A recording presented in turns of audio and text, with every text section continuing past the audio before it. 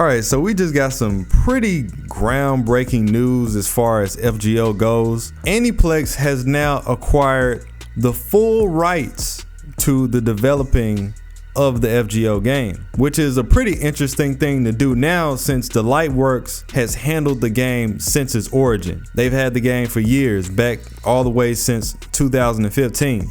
The main question everybody is asking now is what happens next.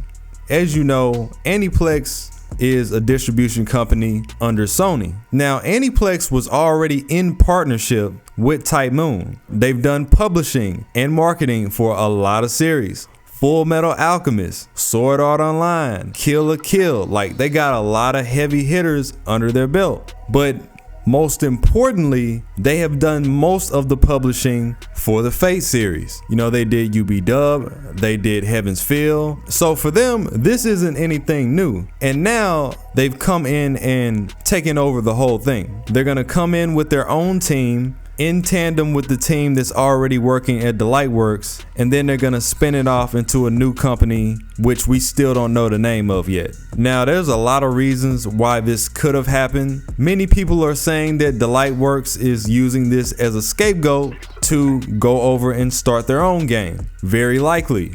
I personally believe this has a lot to do with Part 3. Nasu never said that he wanted to end the series, but he's never really claimed to have anything prepared past Part 2.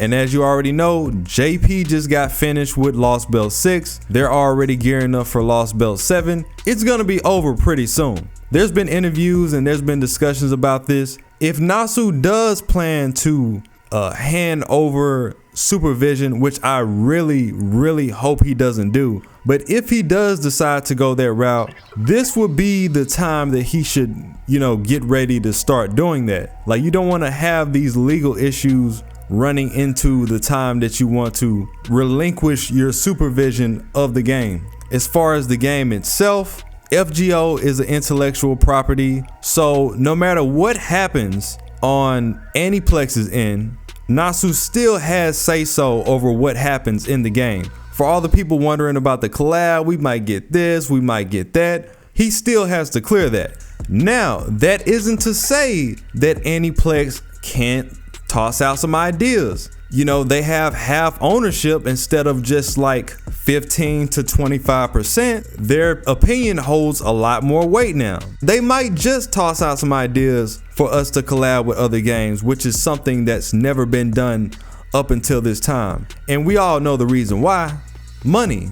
I know it sounds crazy.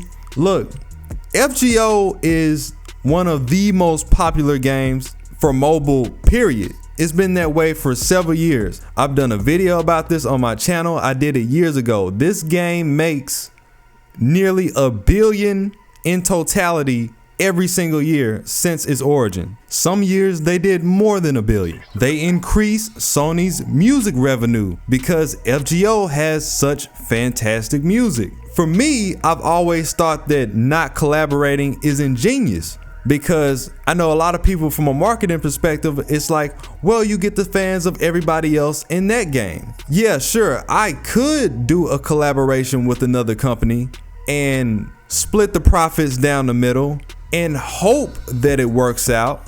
Or I could just collab with myself, take all the profits and not have to split anything at all and hit a home run every single time. From a marketing perspective, it's a no-brainer why they do this. They wouldn't benefit from collabing with somebody else. Somebody else would benefit from collabing with them. They're the big shots in the industry. From that perspective, has always been the right choice. Now, as I said earlier, Aniplex has done the publishing for Fate series for years, which means they're responsible for the prices on Fate content. I don't know if you guys have seen the prices for the DVDs on Fate, but they are extremely high.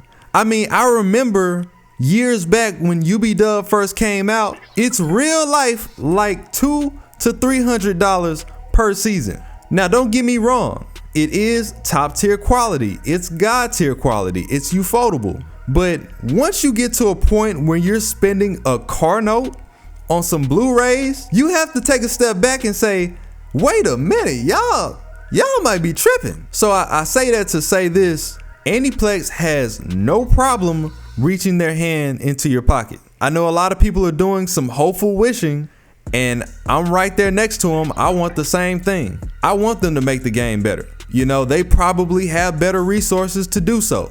But looking at what they've done in the past, you know, it's something to take into consideration. I'm sure the way Nasu sees it, he probably sees them as good people because, again, they just push his game out and they've been doing that very well for a long time. So he's not going to have a problem with whatever they do. It's not that Nasu is money hungry.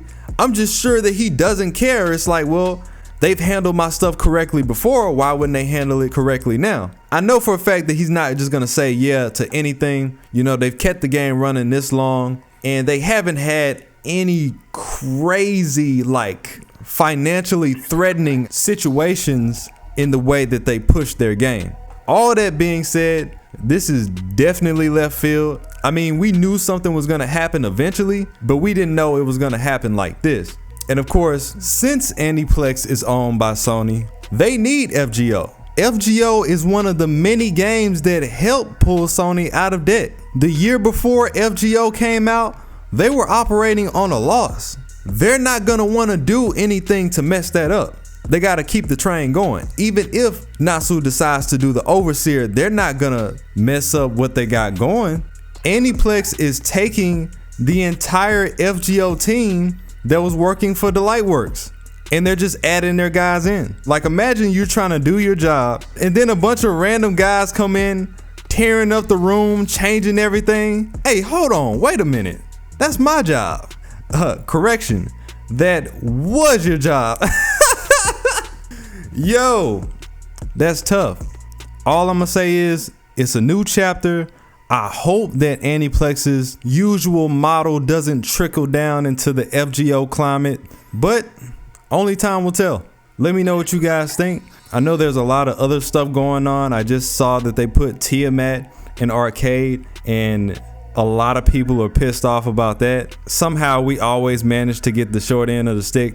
I don't know how it keeps happening, but it is kind of weird considering that they go out of their way to not give us these characters and then they just give it to them anyway. Very backwards. I don't understand the logic, but hey, that's on them. Their loss. If anything else comes up, you know where to find me.